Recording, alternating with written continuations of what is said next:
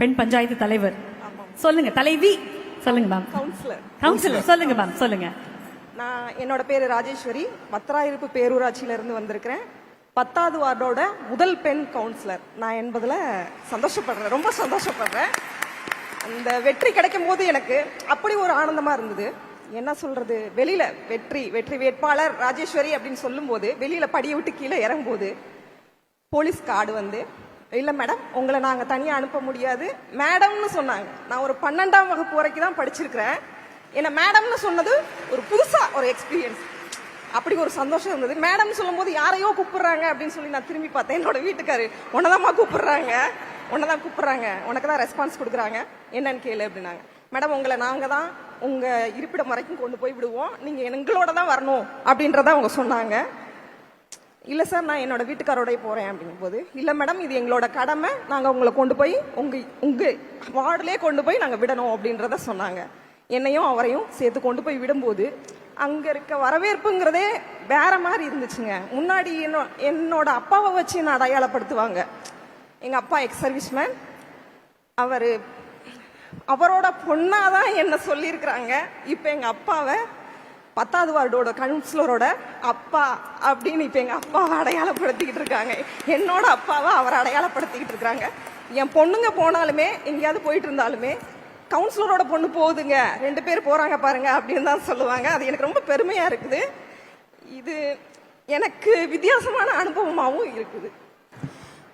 ஒரு பெண் அரசியலுக்குள்ள வரும்போது என்ன மாற்றம் நிகழும்னா இந்த மாற்றம் தான் நிகழும். பெரிய அங்கீகாரம், சமூக அங்கீகாரம் கிடைக்கிறது.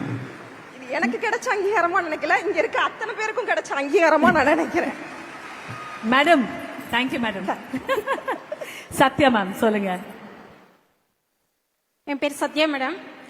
நான் நகரமன்ற உறுப்பினர், நெல்லிக்குப்பை நகராட்சி. நான் வந்து ஒரு சாதாரண குடும்பத்தில் இருந்து தான் நான் வந்தேன்.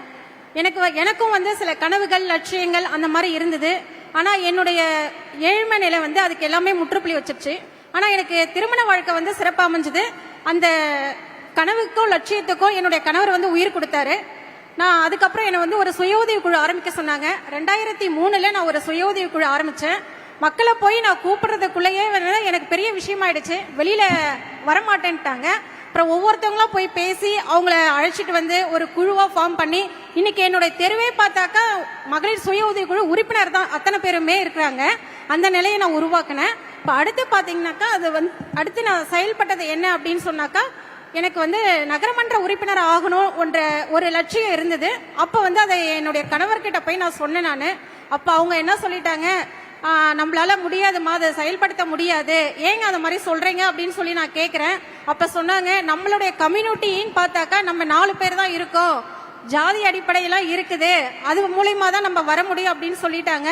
சரி, அதுக்கப்புறம் நம்ம என்ன செய்யலாம் அப்படின்ற ஒரு யோசனை வந்தது. அப்ப வந்து கவுன்சிலர் பதவி இல்ல, இந்த ஊராட்சி அமைப்பு இல்லாம இருந்தது. அதை வந்து நான் சாதகமா நான் பயன்படுத்திக்க ஆரம்பிச்சேன்.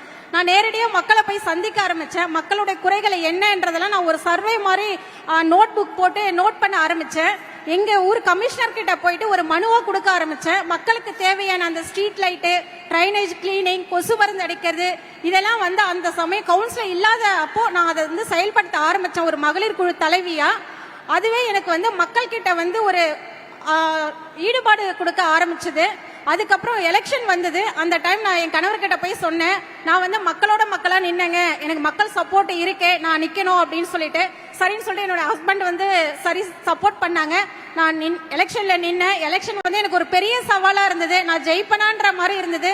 அவ்வளோ இடைஞ்சல்கள் இருந்தது, அவ்வளோ துன்புறுகள், அவ்வளோ இன்னல்களை நான் சந்திச்சேன். என் கூட இருந்தது சுய உதவி குழு பெண்கள் 18 பேர் மட்டும்தான் என் கூட இருந்தாங்க. ஒவ்வொரு நாளும் 2 பேரா குறைஞ்சு போயிடுவாங்க. வந்து மிரட்டுறது, அவங்கள பயமுறுத்துறது, 2 பேரா குறைஞ்சாங்க. கடைசி நேரத்துல 2 பெண்கள் மட்டும்தான் என் கூட இருந்தாங்க. எலெக்ஷன் சந்திச்சேன். ரிசல்ட்டுக்காக போறோம், ரிசல்ட் வருது. அந்த நேரத்துல போயிட்டு இருக்கோம். போகும்போது என் கணவர் வண்டியில வான்னு கூப்பிடுறாரு. நான் வண்டியில வரல அப்படின்னுட்டு எனக்கு மனநிலையே சரியில்லை. அந்த நேரத்துல நடந்தே நான் போயிட்டு இருக்கிறேன். ரிசல்ட் பூத்து உள்ள போறோம், கவுண்டிங் பண்றாங்க. பண்ணனதும் மிஷின் ஓபன் பண்றாங்க. பண்ணனதும் பார்த்தாக்கா அள்ளி கொடுத்தாங்க அந்த பெண்கள் அந்த ஓட்டை. எனக்கு ரொம்ப சந்தோஷமா இருந்தது. எனக்கு வந்து வெற்றி வாய்ப்பை கொடுத்த என்னுடைய வார்டு பெண்களுக்கு நான் ரொம்ப கடமைப்பட்டிருக்கேன். என்னைக்குமே உங்களுக்கு நான் விசுவாசமா இருக்கணும்ன்றதான் என்னுடைய எண்ணம். தேங்க்யூ.